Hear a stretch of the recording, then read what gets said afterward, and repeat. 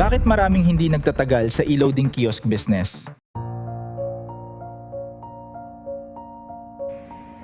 Aray ko!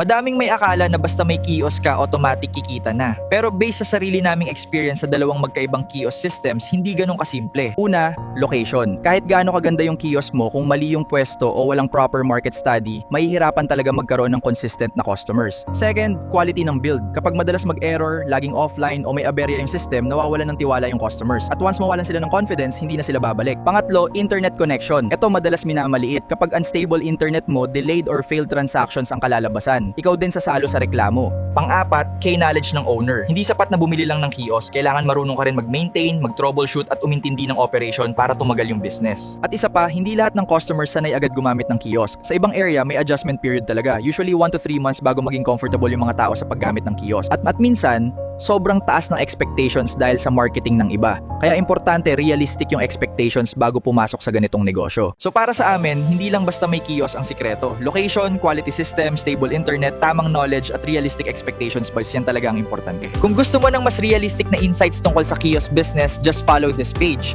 Pwede ka rin mag-comment ng questions below para masagot natin sa next video. And ako po si Tech Adrian from HHAY Online Shop, the shop for good quality products at an affordable price.